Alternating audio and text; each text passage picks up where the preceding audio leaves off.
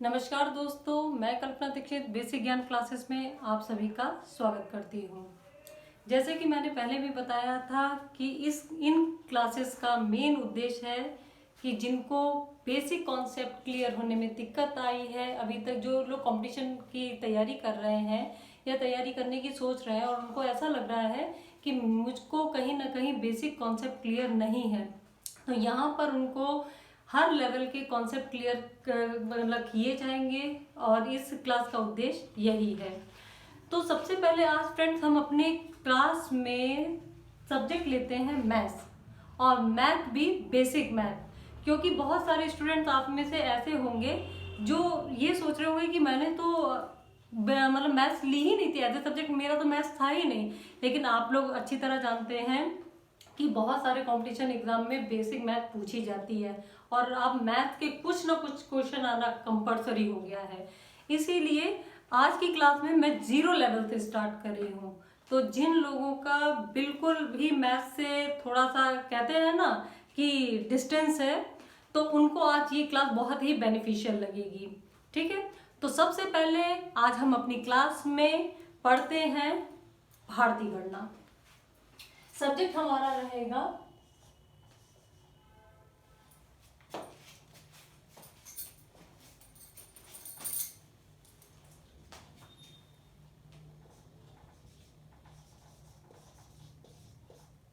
Maths.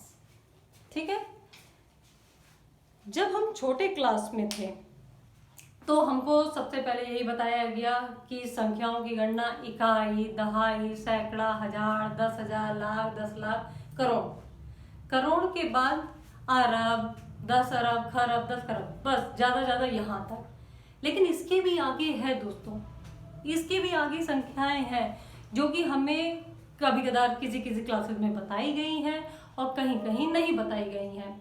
अब आप कहोगे कि इनका यूज क्या है, ठीक है ना। तो ज्ञान कोई भी खराब नहीं होता, सारे ज्ञान का यूज होता है।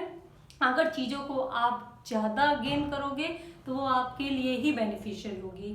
ठीक है, तो सबसे पहले आज हम अपना टॉपिक स्टार्ट करते हैं नंबर सिस्टम में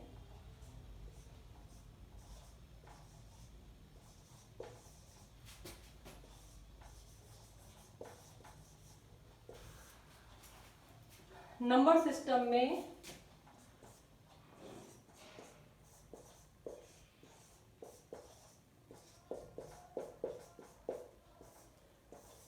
भारतीय गणना। ठीक है, तो भारतीय गणना में देखिए, जैसा कि हम सभी जानते हैं, सबसे पहले आता है इकाई, फिर दहाई, और थोड़ा सा मैं इधर हो जाऊं, आई होप आपको बोर्ड ढंग से दिख रहा होगा।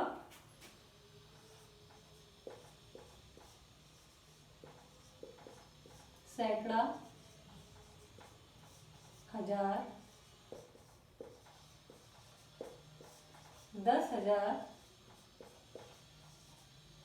लाख, 10 लाख, करोड़, 10 करोड़, अरब,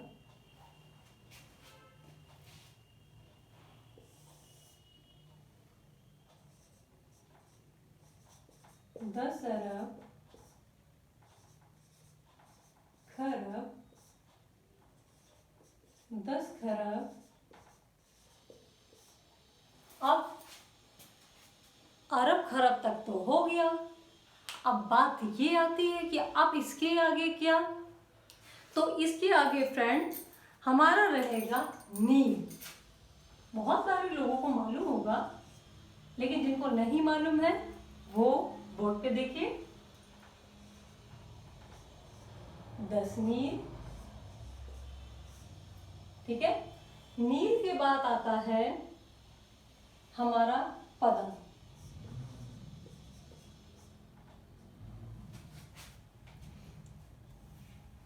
पदम के बाद है महापदम, फिर है शंख, महाशंख। ठीक है, यहां तक हो गया है, इसको आप लोग नोट कर लीजिए।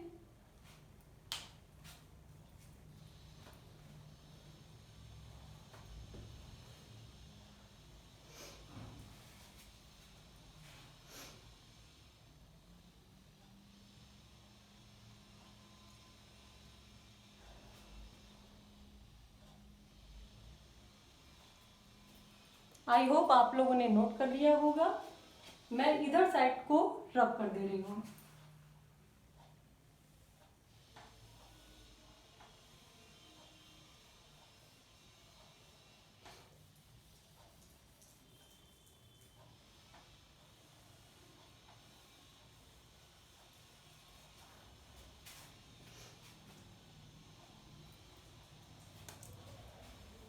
महाशंख की बात है अंत्या, महाअंत्या, फिर है मध्या, महामध्या, नोट किया आपने।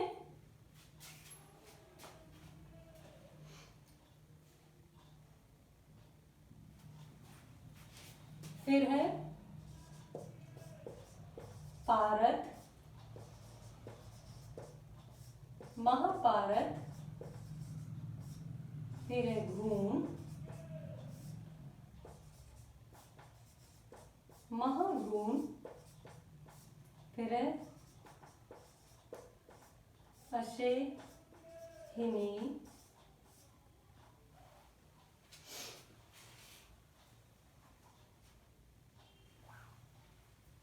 सॉरी असोहिनी,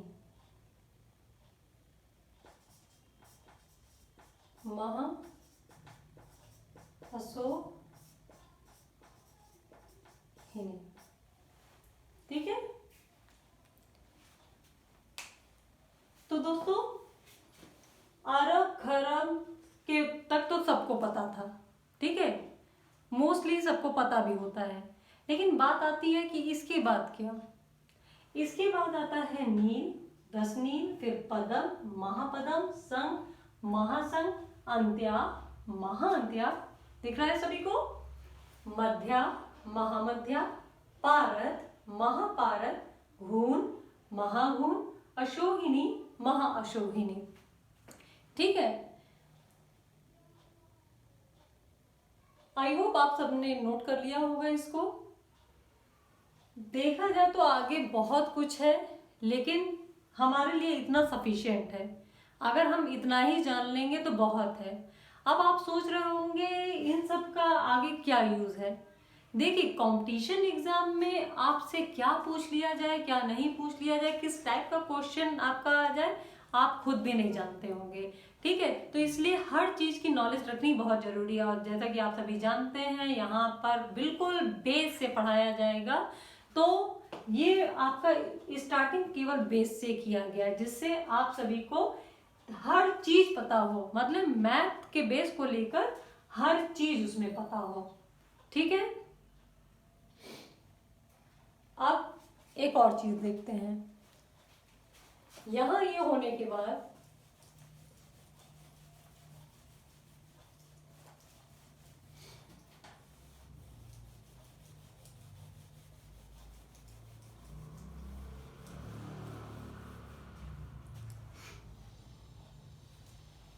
बात यहाँ पे ये आती है कि हम अच्छी तरह जानते हैं, छोटे क्लासों से ही हमने पढ़ा है, नर्सरी से ही स्टार्ट कर दिया जाए। नर्सरी नहीं तो क्लास फर्स्ट से तो स्टार्ट कर ही दिया जाता है कि अगर एक लिखा है तो ये इकाई है, 10 लिखा हो दहाई है, 100 लिखा हो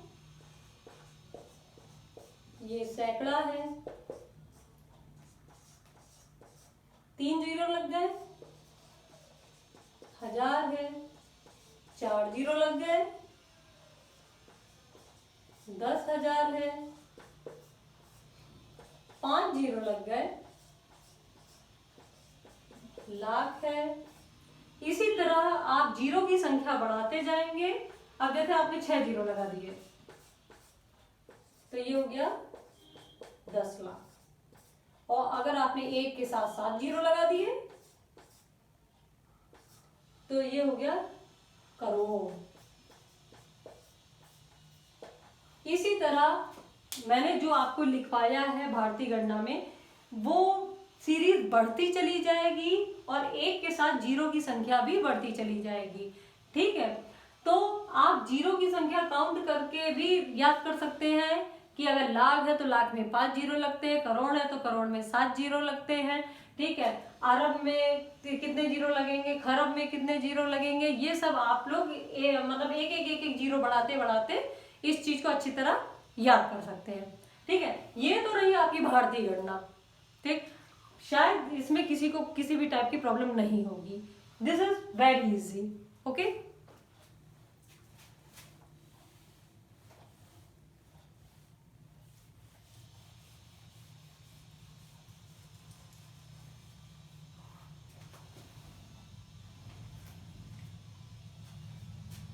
अब बात आती है कि इंग्लिश में इसको क्या कहते हैं। तो देखिए, थोड़ा सा हम इंग्लिश का भी ज्ञान ले लेते हैं, क्योंकि ज्ञान लेने में कोई किसी भी टाइप की कोई बुराई नहीं है।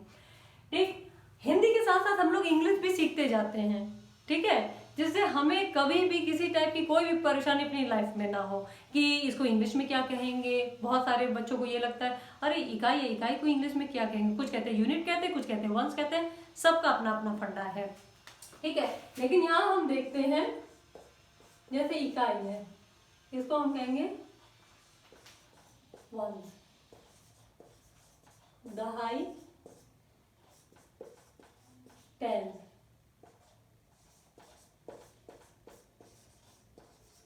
सैकड़ा, 100, 1000, 1000, 10,000,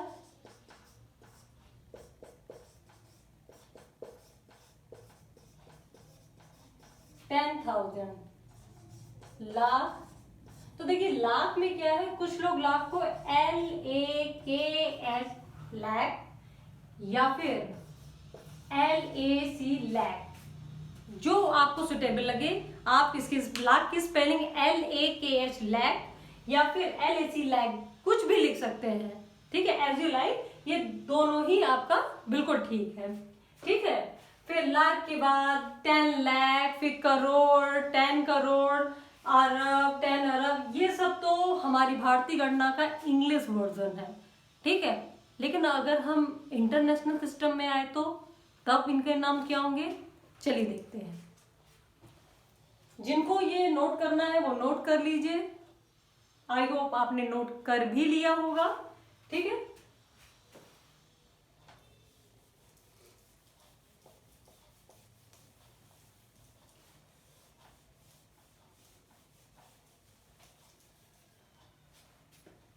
आप इंटरनेशनल नंबर सिस्टम में क्या कहते हैं, international number system, INS short में लिख दिया जाता है, क्योंकि हमारा टाइम बचे, हमें चीजें ज्यादा समझ में आए, चीज वो करनी चाहिए। ठीक है, तो इंटरनेशनल नंबर सिस्टम में भाई इकाई को तो हम वंस ही कहेंगे, ONES वंस। दहाई को हम टेंस ही कहेंगे। ठीक, सैकड़े को हम 100 ही कहेंगे। ठीक, 1000 को हम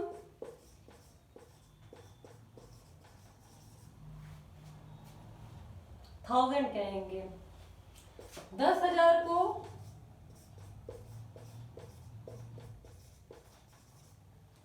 10,000 कहेंगे। ठीक है, अब बात आती है लाख से। कहानी अब शुरू होती है कि इंटरनेशनल लैंग्वेज में हमने जो लाख का नाम इंग्लिश में अब हमको लिखना है या समझना है, उसको क्या लिखेंगे। अब जैसे लाख और 10 लाख इन सब की बारी आती है, तो हम जानते हैं, देखो याद करने का तरीका, देखो याद करने का तरीका ये है कि हम जानते हैं कि लाख में कितने जीरो होते हैं, 5। ठीक है, अगर हम यहाँ कॉमा लगा दे तो ये 100,000 हो गया। ठीक, तो इंटरनेशनल लैंग्वेज में लाख को 100,000 कहते हैं। क्या कहते हैं, 100,000 कहते हैं। 1000 को 1000, 10,000 को 10,000 और लाख को 100,000। अब आती है बात 10 लाख को क्या कहते हैं। 10 लाख को कहते हैं 1 मिलियन। 1 मिलियन, ठीक है। 1 million is equal to 10 lakh. ठीक है, तो जो लोग नोट कर रहे हैं वो नोट कर सकते हैं, फिर क्लास को आगे बढ़ाते हैं। आई होप आपको सबको समझ में आ रहा होगा। इतना इजी मेथड मैंने अपनाया है, बेस से स्टार्ट बिल्कुल किया है। कभी ना कभी क्वेश्चन इस टाइप के आ ही जाते हैं कि 1 million is equal to what, या फिर 1 billion is equal to what. ठीक है, तो आपको छोटे छोटे क्वेश्चन में किसी टाइप की परेशानी ना हो, इसलिए आज ये क्लास इस टॉपिक से स्टार्ट की गई है।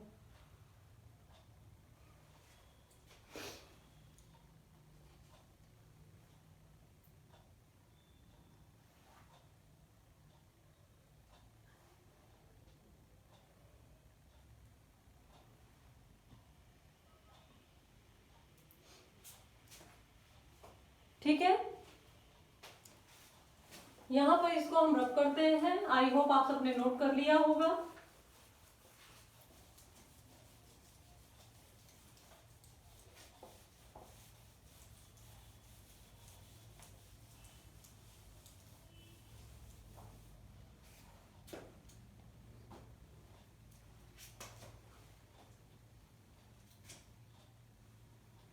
ठीक, फिर उसके बाद क्या आता है, जैसे अभी हम लोगों ने 10 लाख तक पढ़ा। चलिए अच्छा, हम इधर लिख देते हैं भारतीय गणना के अकॉर्डिंग। ठीक है, इंडियन, और ये है इंटरनेशनल। ठीक है, ऐसे आप लोगों को कंपैरिजन करने में किसी भी टाइप की कोई दिक्कत नहीं होगी। ठीक, अभी हमने पढ़ा कि भारतीय संख्या पद्धति के अनुसार 10 लाख बराबर 1 मिलियन के होता है। फिर 1 मिलियन के बाद आता है 10 मिलियन, 10 के बाद 100 मिलियन। तो जैसे यहां पे हम बढ़ा, तो वैसे देखो, लाख के बाद 10 लाख, 10 लाख के बाद क्या आता है, करोड़, करोड़ के बाद 10 करोड़। ठीक है, तो यहां पर 10 करोड़ बराबर 100 मिलियन के।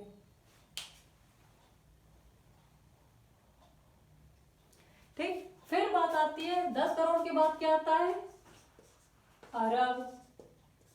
हम भारतीय नंबर सिस्टम के अकॉर्डिंग हम बता रहे हैं, इधर दोनों का कंपैरिजन कर रहे हैं, जिससे किसी भी टाइप का कंफ्यूजन ना हो। अरब, अरब के बाद आता है जैसे 10 अरब, 10 अरब के बाद खरब, खरब के बाद 10 खरब, फिर उसके बाद आता है नील, 10 नील। पहले चलो यहां तक देखते हैं। 1 अरब बराबर, 1 अरब बराबर 1, देखो 1 बिलियन। 1 अरब बराबर 1 बिलियन, और 10 अरब बराबर 10 बिलियन। 1 खरब बराबर 100 बिलियन, ठीक है। और 10 खरब बराबर, अब बिलियन के बाद क्या आता है, बिलियन के बाद आता है ट्रिलियन, ओके। तो 10 खरब इज इक्वल टू 1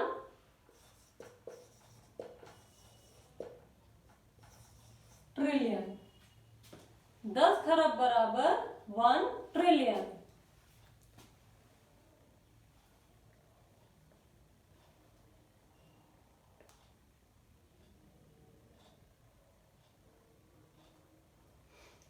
ठीक,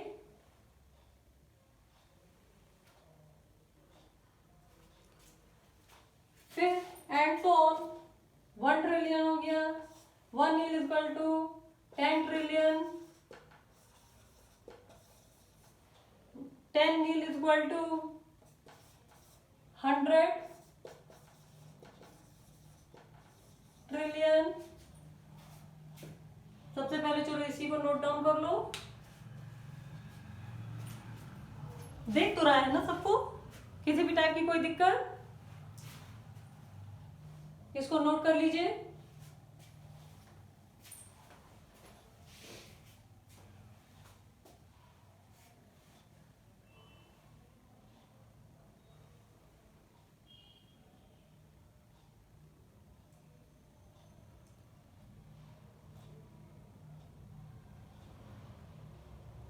ठीक है, चलिए रब करते हैं इसको।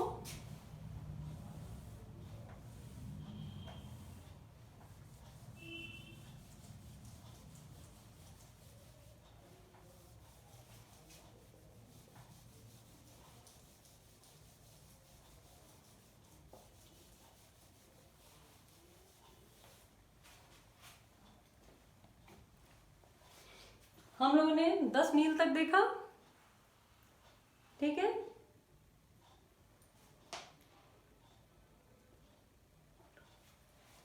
अब बात आती जैसे एक पदम, भारतीय गणना में एक पदम बराबर इंटरनेशनल के 1 क्वाड्री है ट्रिलियन, 1 क्वाड्रिलियन,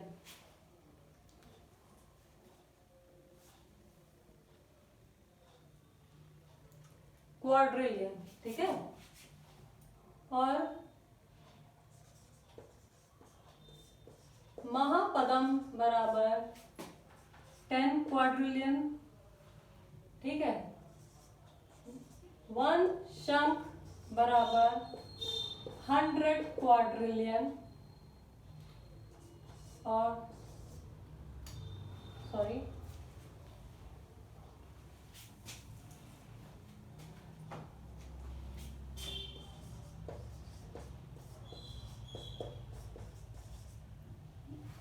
महाशंख बराबर 1 Q U, this is U, Q U I N Quinn trillion,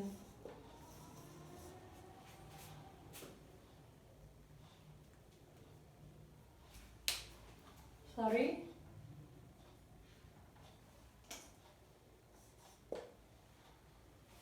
Q U I N quintillion. ये आई होप आप लोगों ने नए नाम सुने होंगे ना, कुछ लोगों ने सुने भी होंगे, ऐसा नहीं है। क्वाड्रिलियन, क्विंट्रिलियन, ठीक है। और उसी तरह आगे 10 क्विंट्रिलियन, 100 क्विंट्रिलियन, ठीक है। ऐसे करते करते आप बढ़ाते जाओगे।